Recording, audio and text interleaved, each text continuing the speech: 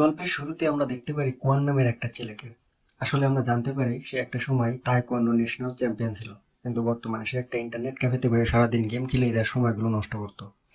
আসলে তার কাছে কোনো জব ছিল না, তবে তার গেমিং স্কিল খুবই দুর্দান্ত ছিল। এজন্য সারাদিন সে এখানে পার করতে অনেক বেশি পছন্দ করতো। এমন একটা অনলাইন গেমের মধ্যে তার ক্যারেক্টারের নাম ছিল ক্যাপ্টেন। আর তার কিছু বন্ধুদের সঙ্গে মিলে তার একটা টিমও সেখানে ছিল, যে টিমের নাম তারা দিয়েছিল রেজার্ভেকশন। আর এই গেমের মধ্যেই ক্যাপ্টেন তার নিজের জীবনে পরোয়া না করে তার সমস্ত সঙ্গীদের সাহায্য করত। এই জন্য সে এই গেমের মধ্যে অনেক বেশি ফেমাস ছিল। এমনি একদিন যখন সে সেই ক্যাফেতে বসে গেম প্লে করছিল, তখনই হঠাৎ তার নজরে পড়ে পাশের ডেস্কে থাকা একটি স্মার্টফোনের উপর। স্বাগতম সিনেমা এক্সপ্লেইন বাংলায়। আপনারা নতুন হয়ে থাকলে অবশ্যই একটা সাবস্ক্রাইব করে পাশে থাকবেন আর সম্পূর্ণ ভিডিওটি দেখবেন। যেই ফোনে অনবরত কল চলেই আসছিল, এজন্য যখন কোয়ান ফোনটা পিক করে, তখন সেই কলের অপোজিট সাইড থেকে একটা মেয়ে তাকে বলেছিল যে সে ভুল করে ক্যাফেতে তার ফোনটা রেখে দিয়ে চলে গেছে। সো এই জন্য এখন সে চায় কোয়ান যাতে করে তার ফোনটা রিটার্ন করার জন্য তার বাসা পর্যন্ত চলে আসে। তবে কোয়ান কোনোভাবেই তার গেমটা ছেড়ে তার ফোনটা রিটার্ন করতে যাওয়ার জন্য রেডি ছিল না। এই কাজের জন্য তাকে $300 দেওয়া হবে। তখন কোয়ান কোনো কিছু চিন্তা না করে তার ফোনটা রিটার্ন করার জন্য তার বাসার দিকে যাওয়া শুরু করে। তখন সে দেখতে পেরে সেই মেয়ে গোসল করছিল। সেই মেয়ের সাথে বাইরে থেকে কথাবার্তা বলা শুরু করে, আর সেই মেয়ে তাকে ফোনটা টেবিলের উপর রেখে দিয়ে সেখানে রাখা টাকাগুলো নিয়ে চলে যাওয়ার জন্য বলে। আর কোয়ানও ঠিক এমনটাই করে। তবে যাওয়ার আগে সে এই মেয়েটাকে পরামর্শ দিয়ে বলে যায় যে এমন করে তোমার ঘরের দরজা খোলা রাখবে না, কারণ যে কোনো সময় যে কেউ ঢুকে যেতে পারে। আমরা দেখতে পারি যখন কোয়ান তার রুমের মধ্যে ঘুমাচ্ছিল, তখনই হঠাৎ কিছু পুলিশ অফিসার তার রুমের মধ্যে রেড দিয়ে তাকে গ্রেপ্তার করে ফেলে। আসলে কোয়ানের উপর চার্জ লাগানো ছিল সেই মেয়ের মার্ডারের চার্জ, যেই মেয়ের মোবাইলটা সে কালকে রাতে বেলা রিটার্ন করে দিয়েছিল। এখন কোয়ান বুঝতেই পারছিল না আসলে তার সাথে কি হচ্ছে, কারণ সেই মেয়েটার সঙ্গে সে কথাবার্তা বলে চলে এসেছিল। সে সেই মেয়েটাকে কোনোভাবেই খুন করেনি, কিন্তু পুলিশ অফিসাররা তার হাতের রক্ত লাগানো পেয়েছিল। এমনকি যে ছুরিটা দিয়ে খুন করা হয়েছে সেই ছুরিটাও তার রুমের মধ্যে ছিল। এজন্য পুলিশ তাকে অ্যারেস্ট করে সেখান থেকে নিয়ে যাওয়ার ট্রাই করে। আর তখন আমরা জানতে পারি শুধুমাত্র এই জিনিসগুলো ছাড়াও কোয়ানের আঙ্গুলের ছাপ সেখানে দরজায় ছিল, এমনকি তার ডিএনও স্যাম্পল পর্যন্ত সেখানে পাওয়া গিয়েছিল। তাছাড়া পুলিশ সেখানে সিসিটিভি ফুটেজটাও পেয়ে গিয়েছিল। তাছাড়া সেই মেয়ের রুমের মধ্যে কোয়ানের সিমনও পাওয়া গিয়েছিল।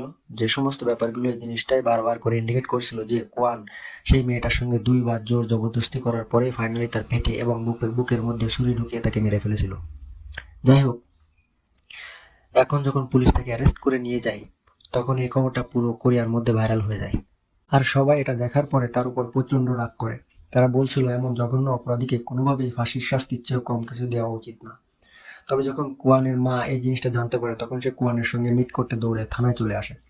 তবে অনেক ট্রাই করার পরেও কোনোভাবে তার মাকে তার ছেলের সঙ্গে দেখা করতে দেওয়া হয় না। আর এজন্য পরে আমরা দেখতে পারি কোয়ানের মা সবার মধ্যে লিফলেট বিলি করা শুরু করে।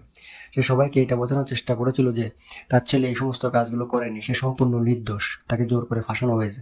এর কিছুদিন পরে কোয়ানের কেসটা হিয়ারিং করা হয়। আমরা দেখতে পারি তার বিরোধী পক্ষের যে উকিল ছিল, সে কোয়ানের বিরুদ্ধে সমস্ত প্রমাণগুলো প্রেজেন্ট করা শুরু করে। এখন যেহেতু এই কেসটা ভাইরাল হয়ে গেছে আর পুরো দেশের নজর এখন কোর্টের উপর ছিল, এজন্য জজ প্রচন্ড চাপের মধ্যে এসে খুব দ্রুতই একটা সিদ্ধান্ত শুনিয়ে দেয়। তারা কোয়ানকে দোষী সাব্যস্ত করে, তাকে আমৃত্যু জেলে থাকায় শাস্তি দেওয়া হয়। আর আমরা দেখতে পারি তাকে একটা হাই সিকিউরিটি জেলের মধ্যেও পাঠানোর অর্ডার দিয়ে দেওয়া হয়। এখন এগুলো শোনার পরে কোয়ান প্রচন্ড আপসেট হয়ে যায় আর অনেক বেশি কান্নাকাটি শুরু করে। তবে জর্জ আরো স্ট্রিক্টলি জানিয়ে দেয় যে সে যাতে করে বেলেও সেখান থেকে বের হতে না পারে, কারণ জর্জ বলেছিল কোয়ান সারাদিন গেম খেলে এবং তার কোনো চাকরি বাকরিও নেই। এজন্য সে মানসিকভাবে বেকারগ্রস্ত হয়ে পড়েছে। আর এই বেকারগ্রস্ত হওয়ার জন্য সে এত ভয়ঙ্কর একটা অপরাধ করে ফেলেছে। তো এরপর আমরা দেখতে পারি কোয়ানকে একটা হাই সিকিউরিটি জেলের মধ্যে নিয়ে যাওয়া হয়। তবে এখানে এত এত ভয়ঙ্কর অপরাধীদেরকে দেখার পরে সে একটু ভয় পেয়ে গেছিল। আসলে এত ভয়ঙ্কর অপরাধীর মধ্যে সে খুবই সহজ সরল একটা মানুষ। তবে তারপরে আমরা দেখতে পাই পল নামের একটা ভয়ঙ্কর ক্রিমিনালের নজর পড়ে কোয়ানের উপর। এজন্য সে তাকে ডেকে একটা নিরিবিলি জায়গায় নিয়ে যায় আর সে তার লোকজন নিয়ে তার উপরে আক্রমণ করার একটা প্ল্যান করে ফেলে। তখন আমরা দেখতে পারি এখানে একটা গার্ডও দাঁড়িয়েছিল। সে এই জিনিসটা খুব ভালো করেই জানতো যে এখন কোয়ানকে পেটানো হবে। তবে সে সেখানে দাঁড়িয়ে দাঁড়িয়ে সমস্ত ব্যাপারগুলো দেখছিল, সে কিছু করার পদক্ষেপ নিচ্ছিল না। অন্যদিকে কোয়ান আশা করেছিল যে হয়তো বা তাদের মাঝখান থেকে গার্ড তাকে সেভ করে ফেলবে। তবে গার্ড সেখানে দাঁড়িয়েই ছিল, এই জন্য পল তার লোকজন দিয়ে সেই গার্ডকে ইশারা করে সেখান থেকে পাঠিয়ে দেয়। আর এরপরে সবাই মিলে কোয়ানের উপর আক্রমণ শুরু করে দেয়। তবে তখন আমরা দেখতে পারি গার্ডরা দৌড়ে এসে তাদের হাত থেকে কোয়ানকে ছাড়িয়ে ফেলে, কারণ আরেকটু টর্চার করলে হয়তো কোয়ানের মৃত্যু হয়ে যেতে পারত। তবে তখন আমরা দেখতে পারি পল উল্টো গার্ডের কাছে নালিশ করে বলে যে কোয়ান এসে আমার উপর আক্রমণ করেছে, এই দেখে আমার নাক দিয়ে রক্ত পড়ছে। এই জন্য গার্ডরা কোয়ানের বিরুদ্ধে উপর মহলে নালিশ করে দেয়, যেন কোয়ানকে পরবর্তী 30 দিনের জন্য কন্ডেম সেলের মধ্যে পাঠিয়ে দেওয়া হয়। তবে এরপরে যখন 30 দিন পরে কোয়ান আবারও জেলে ব্যাক করে, তখন পল তার লোকজন আবারও এসে তাকে ধরে আবারও তাকে ধোলাই সরা শুরু করে। তবে এই ধুলাই করার মাঝখানে তারা তাকে একটা ইঞ্জেকশনও পুশ করেছিল। এই ইঞ্জেকশনের প্রভাবের জন্য কোয়ান পুরো পাগলের মতো হয়ে যায় আর সে নিজেকে খাওয়ার ট্রাই করা শুরু করে। তবে পুলিশ কোনো রকমে তাকে এটা থেকে আটকায়। তবে পরে আমরা দেখতে পারি এই প্রসেসটা প্রত্যেকটা দিন চলতে থাকে। ওয়ান প্রায় প্রতিদিনই মার খেয়েছিল আর প্রতিদিনই তাকে তেমন করে ইঞ্জেকশন দেওয়া হচ্ছিল, যেজন্য আস্তে আস্তে করে সে পাগলের মতোই হয়ে যাচ্ছিল। তবে এরপরে একদিন কোয়ানের মা তাদের উকিল মিস্টার মিনকে নিয়ে তার সঙ্গে মিট করতে চলে আসে। তবে তাকে দেখার পরে তার মা প্রচন্ড টেনশনে পড়ে যায়, কারণ তার এমন ক্ষত বিক্ষত চেহারা দেখার পরে সে এই জিনিসটা ক্লিয়ারলি বুঝে গিয়েছিল যে জেলের মধ্যে তার উপরে টর্চার করা হচ্ছে। সে এগুলো হয়তো বা আর বেশি দিন সইতে পারবে না। এজন্য সে তার ছেলেকে সান্ত্বনা দিয়ে বলে যে, দেখো আর কয়েকটা দিন কোনো রকম হজম করে নাও, আমি খুব শীঘ্রই তোমাকে জেল থেকে ছাড়িয়ে নিব। কোয়ানের মার এমন আশাবাদী কথা শোনার পরে কোয়ানও একটু একটু সাহস ফিরে পায়। এজন্য পরে যখন আবারও কোয়ান সেলের মধ্যে ব্যাক করে, তখন আমরা দেখতে পারি তার মধ্যে অ্যাটিটিউডের একটু পরিবর্তন হয়েছিল। মানে এখন সে একটু সাহস ফিরে পেয়েছিল আর সে একটু ভালোভাবে থাকার ট্রাই করছিল। তবে এত কিছু হওয়ার পরেও পল আর তার লোকজন বারবার করে তাকে ধরতো আর বারবার করে ধুলাই করে যেত। আর এই প্রসেসটা অনেক দিন ধরে চলতে থাকে। তবে এরপরে যখন সে একদিন খাবার দাবার খাচ্ছিল, তখন তার পাশে একটা কয়েদি তাকে মলম লাগানোর জন্য কিছু একটা লাগিয়ে দেয়। আসলে সে বিশ্বাস করেছিল কোনোভাবেই কোয়ান খুন করতে পারে না। আর সে এটাও বিশ্বাস করতো এই জিনিসটা পলও জানে। এই জন্যই সে বারবার তার উপরে আক্রমণ করছে, কারণ তার উপরে আক্রমণ করা বাকিদের চেয়ে অনেকটাই সহজ ছিল। এখন এই সমস্ত কথাবার্তাগুলো শোনার পরে আমরা দেখতে পারি কোয়ানের মনের মধ্যে একটা রাগ চলে আসে। এই জন্য সে ফাইনালি সিদ্ধান্ত নিয়ে ফেলে সে তার নিজের জীবনে সেভ করার জন্য যে কোনো ওয়েতে তাদের সঙ্গে ফাইট করেই ছাড়বে, যাতে করে সবাই জিনিসটা বুঝতে পারে যে তাকে কাবু করা এতটাও সহজ কাজ না। এই জন্য যখন পরে পলের লোকজন তার উপরে আক্রমণ করতে চলে আসে, তখন সে দৌড়ে গিয়ে একটা জায়গায় লুকিয়ে পড়ে আর তার কাছে থাকা কাগজ ও সুইয়ের মাধ্যমে সে কিছু অস্ত্রের মতো বানিয়ে ফেলে। আর যখন তারা কাছে চলে আসে, তখন সেগুলো দিয়ে এক এক করে সবার উপর আক্রমণ করে আর লাস্টে পলকে ধরে একটা লাঠি মেরে তাকে বেহুশ করে ফেলে। আর এমন করে সে পলের বাহিনীকেও শিক্ষা দিয়ে দেয়। এরপর একদিন কোয়ানের উপর এরপর একদিন কোয়ানের উকিল মিস্টার মেন তার সঙ্গে মিট করতে চলে আসে। আর সে তাকে বলে যে তোমার মা এখন আর এই দুনিয়াতে নেই, মানে তোমার মায়ের মৃত্যু হয়ে গেছে। আর এই সমস্ত ব্যাপারটা শোনার পরে সে পুরোপুরি শক্ত হয়ে যায়। এরপর মিস্টার মেন কোয়ানের মায়ের ডেথ সার্টিফিকেটটাও কোয়ানের সামনে এগিয়ে দেয়, যাতে করে কোয়ান এখানে একটি সিগনেচার করতে পারে, কারণ পরবর্তীতে সরকার তার মায়ের অন্তিম সংস্কার করতে যাচ্ছিল। মানে কোয়ানকে তার মায়ের অন্তিম সংস্কারে যাওয়ার পারমিশনও দেওয়া হয় না। আর এরপরে মিস্টার মিন তাকে বলে যে সাধারণ মানুষজন তোমার মাকে অনেক বেশি অপমান করা শুরু করেছিল। তারা তোমার মাকে অতিষ্ঠ করে ফেলেছিল, সবসময় তার উপরে টর্চার করতো, যেখানে যেত সেখানেই তোমার মাকে অপমান করার ট্রাই করতো। এই সমস্ত ব্যাপারগুলো সহ্য করতে না পেরে একটা সময় তোমার মা সুইসাইড করে ফেলে। আর এই ব্যাপারগুলো শোনার পর আমরা দেখতে পারি কোয়ান একেবারে ভেতর থেকে ভেঙে পড়ে, কারণ তার যে অল্প আশাটুকু ছিল সেই আশাটুকু এখন নিভে গেছে। তবে সেদিন রাতের বেলা আমরা দেখতে পারি কোয়ানের মা ফাইনালি তার স্বপ্নে চলে আসে আর সে তাকে জড়িয়ে ধরে কান্না করা শুরু করে। এতে করে কোয়ান আরো বেশি ইমোশনাল হয়ে যায়। এরপরে পরদিন সকালবেলা কোয়ানের মনে পড়ে কালকে রাতের বেলা স্বপ্নের মধ্যে তার মাকে যে কথাগুলো বলেছিল, সেই কথাগুলো। তার মা তাকে বলেছিল যে তুমি কোনো ক্রিমিনাল না, তুমি কোনো রেপিস্টও না, তো তোমার এইরকম করে চিন্তাও করতে হবে না আর এমন করে তোমাকে থাকতেও হবে না। আর তখন কোয়ান তার মায়ের কাছে প্রমিস করেছিল যে তার নির্দোষতা প্রমাণ একদিন করেই ছাড়বে। তবে এই ফাঁকে আমরা দেখতে পারি পল একটা চাকু নিয়ে কোয়ানের উপর আক্রমণ করতে চলে আসে। তবে এবার কোয়ানও কোনোভাবে এগুলো হজম করতে চাইছিল না, সেজন্য সেও পলের উপর আক্রমণ শুরু করে দেয়, যেজন্য পল অনেক বেশি আহত হয়ে যায়। তবে মারামারি মাঝখানে কোয়ান নিজের পেটের মধ্যে একটা চাকু ঢুকিয়ে দেয়। এই জন্য গার্ডরা দ্রুত তাকে সেখান থেকে হসপিটাল থেকে নিয়ে শুরু করে। তবে মাঝপথে হঠাৎই কোয়ান চোখ খুলে ফেলে আর সমস্ত গার্ডের উপর আক্রমণ করে দেয়। এরপর সে চিফ গার্ডের গলায় একটা চাকু ধরে তাকে তার হ্যান্ডকাপটা চাবিটা দেওয়ার জন্য বলছিল। তখন চিফ গার্ড বাধ্য হয়ে হ্যান্ডকাপের চাবিটা তার হাতে দিয়ে দেয়। তবে এটা খোলার আগেই তাদের গাড়িটা অ্যাক্সিডেন্ট হয়ে যায়, এজন্য তারা সবাই খুব জঘন্যভাবে আহত হয়ে যায়।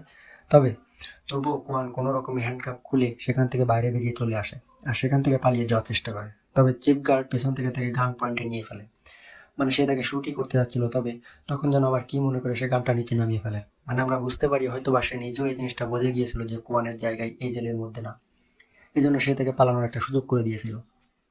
তখন কোয়ান সেখান থেকে জঙ্গল দিয়ে কোনো রকমে পালিয়ে অন্য একটা জায়গায় চলে আসে আর রাতের বেলায় সে কিছু কাপড় চোপড় চুরি করে সেগুলো পরে অন্যদিকে পালানো শুরু করে। তবে পরের দিন সকালবেলা যখন এই খবরটা সমস্ত জায়গায় ছড়িয়ে পড়ে, তখন পুরো শহরের পুলিশ কোয়ানকে ধরার জন্য রেডি হয়ে গেছিল। মানে তারা কোয়ানকে সমস্ত জায়গায় খোঁজাখুঁজি শুরু করে। আর কোয়ানো এদিক সেদিক পালানোর সময় হঠাৎই দেখতে পারে একটা কাপলকে, যাদের গাড়িটা হঠাৎই রাস্তার মধ্যে নষ্ট হয়ে গিয়েছিল। এখন তারা পাসপোর্টে যাওয়ার জন্য অনেকটাই লেট হয়ে যাচ্ছিল, কারণ তারা এই দেশ থেকে চলে আসছিল। এই জন্য কোয়ান তাদের গাড়িটা ঠিক করে করে তাদেরকে সাহায্য করে আর এর বদলে তাদের থেকে একটু লিফটও নিয়ে নেয়। আসলে এই কাপল এখন পর্যন্ত কোয়ান সম্পর্কে তেমন কিছুই জানতো না, আর যেহেতু এখন তারা দেশ থেকে চলে যাচ্ছে, এই জন্য যাওয়ার আগে কোয়ানকে তারা গাড়িটা দিয়ে দেয়, যাতে করে কোয়ান এই গাড়িটা সেল করে অন্তত কিছু টাকা ইনকাম করতে পারে। আর এমন করেই কোয়ান তাদের থেকে তাদের গাড়িটা নিয়ে সোজা শহরের মধ্যে যাওয়া শুরু করে। এখন যেহেতু কোয়ানের কাছে যাওয়ার মতো অন্য কোনো জায়গা ছিল না, এজন্য সে সোজা চলে আসে মিস্টার মেনের বাসায়। কারণ সে বিশ্বাস করেছিল মিস্টার মেন হয়তো বা তার পরিস্থিতি বোঝার চেষ্টা করবে আর তাকে একটু সাহায্য করলেও করতে পারে। তবে সেখানে যাওয়ার সঙ্গে সঙ্গে মিস্টার মিন তার মায়ের শেষ স্মৃতিটা তাকে দিয়ে দেয়, মানে একটা ব্রেসলেট ছিল তার মায়ের। আর এরপর মিস্টার মিন তাকে বলে যে তোমার কেস ফাইলটা আমি আবারও পরে দেখবো এবং আবারও তোমার কেসটা আমি কোর্টে তোলার চেষ্টা করব। তবে এখন সে পুলিশকে কল দিয়ে দিয়েছে, কারণ সে চাইছিল যাতে করে কোয়ান সারেন্ডার করে ফেলে। তবে পুলিশের কথা শোনার পরে কোয়ান দ্রুত পুলিশ আসার আগে সেখান থেকে পালিয়ে যায়। এখন এখান থেকে কোয়ান একটা ইন্টারনেট ক্যাফেতে চলে আসে আর তার বিরুদ্ধে লেখা সমস্ত আর্টিকেলগুলো ভালো করে পড়া শুরু করে। এগুলো পড়ার পরে সে অনেকটাই বেশি আপসেট হয়ে গিয়েছিল, কারণ সে দেখতে পাচ্ছিল এখান থেকে সে আর হয়তো বা বাঁচতেই পারবে না। তবে তখনই তার নজর পড়ে একটা ডকুমেন্টের উপর, যে ডকুমেন্টারি বলা হচ্ছিল কোয়ানকে মিথ্যা কেসে ফাঁসানো হয়েছে। তাছাড়া এই কেসের অনেকগুলো প্রমাণকে মিসলিড করা হয়েছে এবং নানান বিষয়কে গোপন করা হয়েছে। আর এই ডকুমেন্টারিটা যখন কোয়ান ভালো করে দেখে তখন সে দেখতে পারে ডকুমেন্টারিতে স্পষ্টভাবে এটা বলা হয়েছিল যে কোয়ান মাত্র 3 মিনিটের মধ্যে একটা মেয়েকে 2বার রেপ করে কিভাবে চাকু দিয়ে তাকে মারতে পারে। এখানে আসল ঘটনাটা সম্পূর্ণ ভিন্ন, যে জিনিসগুলো আমাদের থেকে হাইড করার চেষ্টা করা হয়েছে। কোয়ান এখানে সম্পূর্ণ নির্দোষ। আর এই সমস্ত ব্যাপারগুলো দেখার পরে ফাইনালি কোয়ান একটু দীর্ঘশ্বাস নেয়, কারণ সে তার একজন সাপোর্টার পেয়ে গিয়েছিল। এজন্য সে ডকুমেন্টারিকে ভালো করে দেখে, এটা রাইটার সম্পর্কে জানার চেষ্টা করে। তখন জানতে পারে এটা রাইটার হচ্ছে মিস্টার হ্যারি নামের একটা লোক, যে কিনা কোয়ানের সঙ্গেই গেমিং করতো। তবে এর একটু পরে আমরা দেখতে পারি মিস্টার হ্যারি তার সঙ্গে মিট করতে চলে আসে। কিন্তু তখন এই ব্যাপারটা আমরা জানতে পারি যে আসলে মিস্টার হ্যারি হচ্ছে কি একটা মেয়ে, যে কিনা ফেক নামে তাদের সঙ্গে গেম খেলতো। আসলে এই মেয়েটার নাম ছিল ইয়ল। তখন তার মনে পড়ে যায় যে এমন একটা মেয়ে তার গেমের মধ্যে পার্টনার ছিল। আর তখন ইয়ল তাকে প্রথমে সাবধান করে বলে দেয় যে ক্যাফের ওনার এখনই পুলিশকে কনফার্ম করতে যাচ্ছে, সো তোমার এখান থেকে পালিয়ে যাওয়া উচিত। এজন্য সে সেখান থেকে বেরিয়ে চলে আসে। পরবর্তীতে সে তাকে একটা রেস্টুরেন্টে তার সঙ্গে মিট করার জন্য বলে, আর সেখান থেকে সে তাকে পিক করে শহর থেকে অনেক দূরে একটা গ্রামের একটি সিক্রেট লোকেশনে নিয়ে আসে। আসলে তখন আমরা জানতে পারি এই মেয়েটা এই জায়গাতে পুরো দুনিয়া থেকে লুকিয়ে বাস করতো। আসলে এই মেয়েটা কম্পিউটারে অ্যাডিক্টেড ছিল, সে সারাদিন কম্পিউটার নিয়ে পড়ে থাকতো, আর এই জন্যই সে এই সিক্রেট লোকেশনটিকে খুব বেছে নিয়েছিল। এরপর এই মেয়েটা কোয়ানের জন্য ভালো ভালো খাবার দাবার রান্না করে, যেগুলো খাওয়ার পরে কোয়ানে তার মায়ের কথা মনে পড়ে যায়, কারণ সে কতগুলো মাস জেলের পচা গলা খাবার খেয়ে পার করছিল। এই জন্য সে অনেকটা ইমোশনাল হয়ে যায়। এর একটু পরে আমরা দেখতে পারি তার গেমের অন্য টিম মেম্বারটা এখানে চলে আসে। আর এখন তারা সবাই চাইছিল কোয়ানকে সাহায্য করতে, যেমন করে কোয়ান গেমের মধ্যে তাদের সাহায্য করতো। আমরা দেখতে পাই ইয়ল অলরেডি তাদেরকে ইনফর্ম করে সমস্ত ব্যাপারগুলো জানিয়ে দিয়েছিল, আর সেই কেস সম্পর্কে রিসার্চ করে সমস্ত ডকুমেন্টগুলো কালেক্ট করে নিয়েছিল। এখন তারা চাইছিল এই সমস্ত ডকুমেন্টগুলো ভুলগুলো বের করে যে কোনো ওয়েতে কোয়ানকে নির্দোষ প্রমাণ করতে। এই জন্যই প্রথমে তারা রিসেন্টলি হয়ে যাওয়া প্রত্যেকটা হাই প্রোফাইল কেস নিয়ে ঘাটাঘাটি শুরু করে। আর সমস্ত কেসগুলোর ফুটেজ যখন তারা এক জায়গায় করে তখন তারা এখানে একটা কমন জিনিস পেয়ে যায়, সেটা ছিল একটা পিক আপ। আর যখন এটা সম্পর্কে ভালো করে আরো রিসার্চ করে আর এটার মালিক সম্পর্কে জানার চেষ্টা করে তখন তারা জানতে পারে এটা একটা স্ক্রাব ইয়ার্ড নামে কিনা হয়েছিল, মানে এটা কোম্পানির নামে। এরপর কোয়ান তার বন্ধুদেরকে নিয়ে স্ক্রাব ইয়ার্ডে লুকিয়ে চলে আসে। এখানে তারা দুইটা লোককে দেখতে পারে যারা একটা বাক্সর মতো জিনিস একটা গাড়িতে ভরে কোনো একটা জায়গায় নিয়ে যাচ্ছিল। এই জন্য কোয়ান তাদেরকে ফলো করতে করতে একটা বিল্ডিং এ চলে আসে। আর তখন তারা এই জিনিসটা জানতে পারে যে বিল্ডিংটা আসলে নজু ইয়াং নামের ফেমাস একটা অক্টরের ঘর ছিল। এরপর যখন কোয়ান লুকিয়ে গিয়ে সেই বাক্সটা চেক করে তখন সে দেখতে পারে বাক্সের মধ্যে নেজো ইয়ানের লাশ ছিল। আসলে সেই দুইটা লোক তো লাশকেই বাক্সের মধ্যে ভরে তার বাড়িতে নিয়ে এসেছে। এই জন্য কোয়ান লুকিয়ে সমস্ত ব্যাপারটা দেখার চেষ্টা করে। সে দেখতে পারে এখানে কিছু স্পেশাল এজেন্ট এসে এই লাশের সমস্ত প্রমাণগুলো রেডি করা শুরু করে, মানে তারা বিভিন্ন ডিএনএ স্যাম্পল, চুলের স্যাম্পল, এমন জিনিসগুলো ঘরের মধ্যে ছড়িয়ে ছিটিয়ে দেওয়া শুরু করে। আর একটু পরে কোয়ান এই জিনিসটাও জানতে পারে যে আসলে এই সমস্ত জিনিসগুলোর পেছনে মাস্টার মাইন্ড আর অন্য কেউ নাই, সেটা হচ্ছে তার নিজেরই উকিল মিন। আর তখন এই ব্যাপারটা আমরা জানতে পারি নজুয়ানকে মেরেছিল সুনামের একটা বড় বিজনেসম্যানের মেয়ে। আর তার মা তার মেয়েকে জেলে যাওয়ার হাত থেকে বাঁচানোর জন্য মিনকে অর্ডার দিয়েছিল যাতে করে সে ফেক কিছু ডকুমেন্ট রেডি করে অন্য কাউকে এই কেসের মধ্যে ফাঁসিয়ে দেয়। এরপর আমরা দেখতে পারি মিনের বাড়ির মধ্যে একটা স্পেশাল রুম ছিল, যেই রুমটা শুধুমাত্র তার ফেসের মাধ্যমে খোলা যেতে পারতো। এখানে একটা সুপার ইন্টেলিজেন্স কম্পিউটারের সাহায্যে সে একটা ডাটাবেস থেকে এমন একটা মেয়েকে খুঁজে বেড়ার চেষ্টা করে যার উপরে শুয়ে হত্যার দায়ভার চাপিয়ে দিতে পারে। আর এমন করে সে ফাইনালি একটা মেয়েকে খুঁজে বেরও করে ফেলে, যার নাম ছিল সু। যদি এই মেয়েটা নজরুর সঙ্গে কোনো লেনাদেনা ছিল না, সে তার জীবনটা খুবই আরামায়েশে পার করছিল, কিন্তু সে হয়তো বা এই জিনিসটা জানতেই না যে কয়েকদিন পরেই তার সাথে কি হতে যাচ্ছে। এদিকে কোয়ান নজরুর ঘর থেকে নজরুর একটা পিকচার চুরি করে নিয়ে আসে, যেটার মধ্যে মেনের এজেন্টটা অন্য কারো ফিঙ্গারপ্রিন্ট রেখে দিয়ে চলে গিয়েছিল। আসলে সে এটা এনে ইউনকে দিয়ে দেয়, যাতে করে ইয়েন এটাকে স্ক্যান করে এই জিনিসটা বের করতে পারে যে আসলে মেন পরবর্তীতে কাকে টার্গেট করতে যাচ্ছে। আর পরবর্তীতে তাকে কল দিয়ে তারা নজুর ঘরে যাওয়ার জন্য বলবে। তবে এতক্ষণে কোয়ান সুয়ের মোবাইলটা ট্যাপ করে ফেলেছিল, এই জন্য সে সমস্ত কলগুলো শুনছিল। আর তখনই সেই জিনিসটা বুঝতে পারে এটা হচ্ছে গিয়ে সেই বয়সটা, যেই বয়স তাকে কল দিয়ে সেই মেয়ের ঘরে ডাকা হয়েছিল। আসলে কোয়ানের কেসেও সেই মেয়ে বড় লোকের ছেলেই করেছিল, কিন্তু তাকে বাঁচানোর জন্য নির্দেশ কোয়ানকে এমন করে ভাসিয়ে দেওয়া হয়েছিল আর তার বিরুদ্ধে সমস্ত প্রমাণগুলো কালেক্ট করা হয়েছিল। তো এরপরে কোয়ান সেই মেয়েটার সঙ্গে মিট করতে চলে আসে। তার বয়স সে ফোনের মধ্যে শুনেছিল। আসলে সে তাকে কিডন্যাপ করার একটা প্ল্যান বানিয়েছিল। তবে যখনই সে তাকে ধরতে যাচ্ছিল তখনই লাস্ট মুহূর্তে সেই মেয়েটা একটা বাইকের পিছনে উঠে সেখান থেকে পালিয়ে যায়। এজন্য কোয়ানের গাড়ি দিয়ে তাদেরকে ফলো করা শুরু করে, কিন্তু মাঝপথে গিয়ে তার গাড়িটা নষ্ট হয়ে যায়। তবে তখন আমরা দেখতে পারি কোনোভাবে পল আর তার লোকজন সেখানে এসে কোয়ানকে ধরে সেখান থেকে নিয়ে যায়। আসলে আমরা জানতে পারি পল কোনো রকমের জেল থেকে বেরিয়ে চলে এসেছিল, আর এখন সে কোয়ানকে ধরে একটা নিরিবিলি জায়গায় নিয়ে থেকে আচ্ছা রকম ধুলাই করা শুরু করে। আসলে যেহেতু জেলের মধ্যে সে তার উপর আক্রমণ করেছিল, এই জন্য পল এটার প্রতিশোধ নেওয়ার জন্য এখানে এসেছিল। তবে তখনই টিমকে খবর দিয়ে দেয় যে কোয়ান এই বিল্ডিং এর মধ্যে আছে। এই জন্য সোয়ার টিমও তাকে ধরার জন্য খুব দ্রুত এখানে চলে আসে। এখন সোয়ার টিম যখনই পরের লোকজনের হাত থেকে তাকে সেভ করবে, তখন এই সুযোগকে সদ্ব্যবহার করে কোয়ান সেখান থেকে পালিয়ে চলে আসে। আর একটু সামনে যাওয়ার পরে ইয়েলো তাকে নেওয়ার জন্য গাড়ি নিয়ে চলে আসে, আর এই জন্য তার গাড়িতে চড়ে সেখান থেকে পালিয়ে যায়। তবে যখন রাস্তায় কোয়ান ইয়েলকে জিজ্ঞাসা করে যে আসলে কিভাবে তার কাছে পর্যন্ত পৌঁছলো, তখন তারা তার মায়ের সেই নেকলেসটার মধ্যে একটা ট্র্যাকার পেয়ে যায়। আর তখন ফাইনালি কোয়ান এই জিনিসটা বুঝতে পারে যে মেন তার উপরে এখনো নজরদারি করছিল, কারণ মিনি তাকে এই নেকলেসটা দিয়েছিল তার মায়ের শেষ স্মৃতি বলে। আসলে সে এটার মধ্যে একটা ট্র্যাকার প্রেস করে দিয়েছিল যাতে করে সবসময় তার উপর নজরদারি করতে পারে। এই জন্য কোয়ানকে বাধ্য হয়ে মনের উপরে পাথর চাপা দিয়ে তার মায়ের শেষ স্মৃতিটাকে ফেলে দিতে হয়। এরপর কোয়ানের টিম একটা স্পেশাল টাইপের ড্রোন বানায়, আর সেই ড্রোনটার মাধ্যমে মেনের ঘরটাকে স্ক্যান করার জন্য পাঠায়। কারণ তাদের সন্দেহ ছিল হয়তোবা এই ঘরের মধ্যে একটা হাইটেক কম্পিউটার আছে যেটার মধ্যে দেশের সমস্ত মানুষের ডাটা আছে, কারণ সেই ডাটাগুলো ইউজ করেই তারা এই কাজগুলো করেছে। আর ফাইনালি সেই ড্রোন দিয়ে স্ক্যান করার পরে সৌভাগ্যবশত তারা সেই কম্পিউটার লোকেশনটাও পেয়ে গিয়েছিল। এদিকে কোয়ান নজরুল ঘরে সমস্ত নকল প্রমাণ মুছে দিয়েছিল আর সমস্ত জায়গায় মিনের পিকচার বসিয়ে দিয়েছিল। যখন মিনের ব্যাপারে জানতে পারে তখন সে তার এজেন্টদেরকে অর্ডার দিয়ে বলে এই ঘরের সমস্ত কিছু পরিষ্কার করে অন্য কোথাও ক্রাইম সিন বানানোর জন্য। তবে পরবর্তীতে কোয়ান তাদের উপর আক্রমণ করে নকল ডকুমেন্টগুলো সহ ভ্যানটাকে উড়িয়ে দেয়। আর তখন এদিকে আমরা দেখতে পারি সুনামে সেই বিশাল বড় বিজনেসম্যানের মেয়েকে, যে কিনা মিথ্যা নাটক করে হসপিটালে অ্যাডমিট হয়েছিল, যাতে করে যখনই মেন একটা ক্রাইম সিনে অন্য কাউকে ফাঁসিয়ে দেবে তখন সেখান থেকে বেরিয়ে যেতে পারবে। এই জন্য সেখান থেকে দ্রুত বের হওয়ার জন্য তার বাবাকে প্রেশার দিচ্ছিল। এই জন্য তার বাবাও মেন কেসে ধমকানো শুরু করে যাতে করে এই কেসটা সে দ্রুত সলভ করে। এতটুকু বলে সে সেখান থেকে বেরিয়ে চলে যায়। এই জন্য মেনও অন্য একটা জায়গায় ক্রাইম সিন বানানোর কাজ শুরু করে। তবে আমরা দেখতে পারি এই ফাঁকে কোয়ানও তার উপরে নজরদারি করে সেই লোকেশনটা খুঁজে বের করে ফেলে। এই জন্য সে মিনের নাম করে সুখে হসপিটাল থেকে বের করে সেই লোকেশনে নিয়ে আসে। আর এমন করে কোয়ান সে আসল অপরাধী তাকে তার অপরাধের জন্য ধরিয়ে দিয়েছিল। আর এই জন্য মিনের প্ল্যানটাও পুরোপুরি ফেল হয়ে গেছিল, যেই জন্য তার মাথা অনেক বেশি গরম হয়ে গেছিল। আর আমরা দেখতে পারি সুর বাবা প্রচন্ড রাগ করছিল, কারণ তার মেয়েও এখন ফেসে গিয়েছে। তবে একটু পরে কোয়ান মেনকে কল দিয়ে হুমকি দিয়ে বলে যে কয়েকদিন পরেই পুরো দুনিয়ার সামনে তো সমস্ত সত্যিটা আমি ফাঁস করে দিব। তবে এগুলো শোনার পরে আমরা দেখতে পারি মিন ভয় না পেয়ে উল্টো পাগলের মতো হাসা শুরু করে। তখন এই জিনিসটা আমরা জানতে পারি যে আসলে এক ধরনের সাইকো ছিল। আসলে সে তাকে বলছিল যে এই কাজগুলো করতে করতে আমি বোর হয়ে গেছি, এখন কেউ না কেউ তো এসেছে যে আমাকে চ্যালেঞ্জ করার চেষ্টা করছে। আমি চাই তুমি আমাকে চ্যালেঞ্জ করে আমার কাজের মধ্যে ডিফিকাল্টিস ক্রিয়েট করো, কারণ এত সহজে পুলিশ আর কোর্টকে ফাঁকে দিতে দিতে আমি প্রচন্ড বোর হয়ে গেছি। এই কথার ফাঁকে আমরা দেখতে পারি যে সমস্ত উল্টাপাল্টা কথাগুলো বলছিল তখন কোয়ান কলটা কাট করে দেয়। তবে এতে করে মেনের মাথা আরো বেশি গরম হয়ে যায়। তবে তখনই তার নজর পড়ে তার সামনে থাকা তার সেক্রেটারির উপর। আর এটা দেখার পরে সে পুরোপুরি শক্ত হয়ে যায়। সে দেখতে পারে তার সেক্রেটারি অলরেডি বেহুশ হয়ে গেছে। সে এই জিনিসটা ক্লিয়ারলি বুঝতে পারে যে আসলে এই কলটা তার মনোযোগ অন্যদিকে ঘোরানোর জন্য করানো হয়েছিল। কোয়ান অলরেডি তার ঘরের মধ্যে ঢুকে গিয়েছে।